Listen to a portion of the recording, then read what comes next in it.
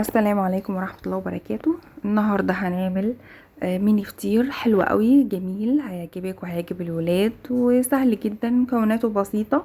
تقدري تعمليه في الفطار، تقدري تعمليه في العشاء. ونبتدي ونقول بسم الله الرحمن الرحيم. مكوناته: عندي كوبايتين دقيق، كوبايتين دقيق عليهم رشة ملح، وعندي سمنة على زيت سايحة طبعا. الزيت بيساعد ان العجينة تتفرد معايا بسهولة. وعندي مية، كوباية مية، وعندي سكر بودر للتزيين، مش حابة عادي ممكن تقدميه سادة. دلوقتي طبعا انا حاطه هنا ملح على الدقيق بتاعي. هحط بقى الميه، مش شرط تبقى كوبايه ميه، على حسب احتياج الدقيق بتاعك للميه. كل نوع مختلف عن التاني. انا هنا بستخدم دقيق متعدد الاستخدامات، اللي هو عادي بيصلح لكل الاستخدامات بتاعتي، فطاير، معجنات، اي معجنات، كيك، كل حاجة. بتلمي عجينتك في البولة لغاية لما العجينة تلم معاكي، تفضلي تعجني.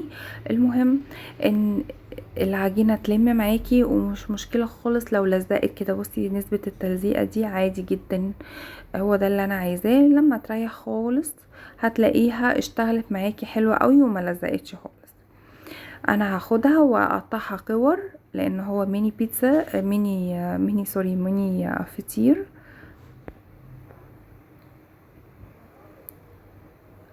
اهو هحط طبعا سمنة في الصينية بتاعتي، دي اللي هفرد عليها خلاص. وبعدين باخد بقى كورة كورة وافردها واقفلها على هيئة ظرف عادي جدا.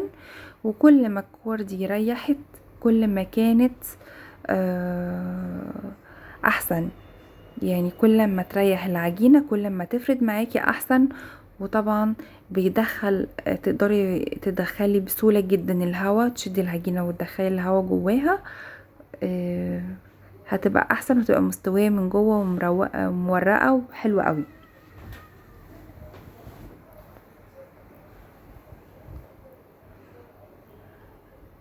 اهي تفضلي تفردي فيها كده، حلوة جدا. وتقفليها بقى على هيئة ظرف عادي جدا خالص.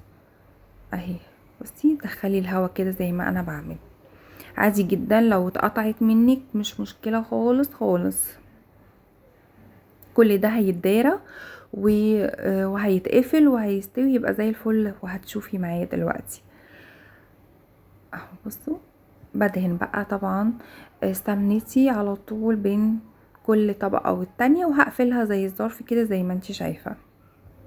بس كده بسيط جدا، موضوع بسيط خالص ومفيهوش اي حاجة.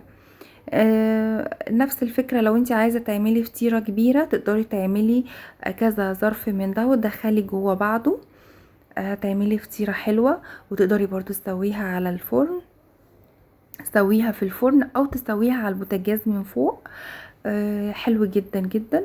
وهبقى اعملها لكم ان شاء الله مرة تانية. اهي بعمل واحدة كمان، دي هتبقى معايا تفرد معايا احسن من الاولاني، دي ريحت اكتر. كل زي ما بقولك كده، كل ما العجينة بتريح كل ما بتديكي نتيجة احسن وتفرد معاكي بسهولة.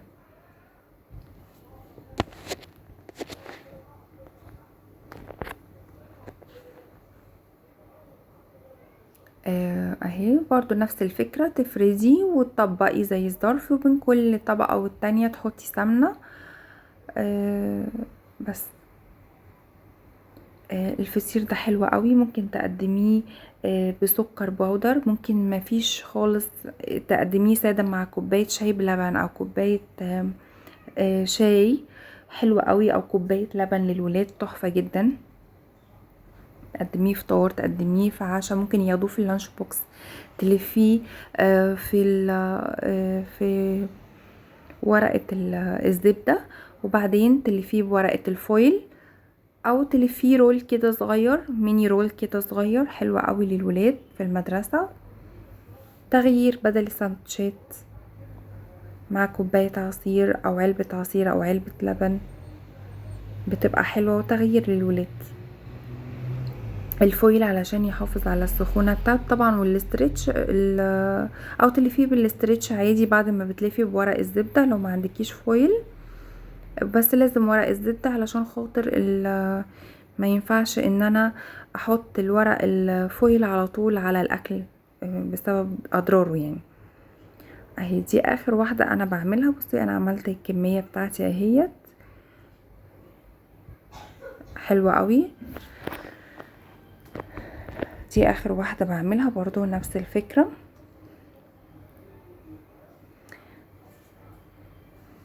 اهي واكون مجهزة بقى طاسة على النار فيها سمنة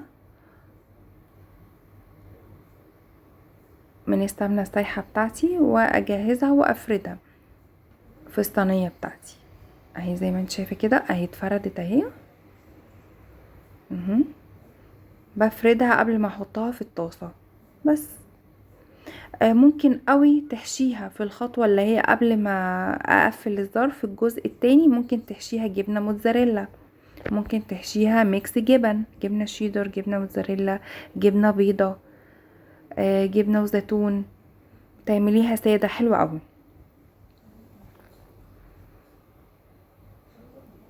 تحشيها مثلا ممكن لو عندك قطع فراخ صغيرة مع فلفل مقطع صغير، كل ده على النار بتاخديه يتشوح وتحشيه بيها برضو حلو جدا جدا. اهي الطاسة على النار، حطيت فيها السمنة بتاعتي السايحة، و بسويها بقى طبعا على الجنبين من تحت ومن فوق بس. هتبقى تحفة جدا جدا جدا.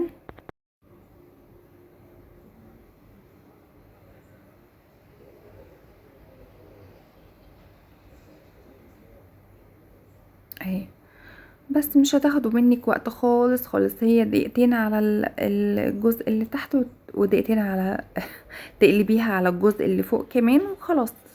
الفطير خلص معايا وبيتقدم سخن وبيبقى تحفة قوي.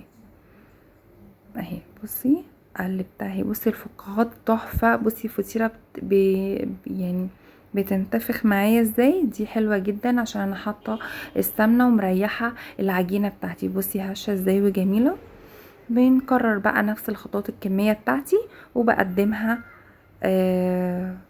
معاكي. بحب برضو زي ما قلتلك ممكن تحطي ترشي سكر بودر، عايزة تحطي مربى، عندك مربى تين مع مربى برتقال، مربى توت، زي ما انت عايزة او زي ما تحبي، او اللي موجود عندك في البيت. ما عندكيش مربى، شوية سكر بودرة. جربوها وان شاء الله اشوفكم في حلقة جديدة. باي باي.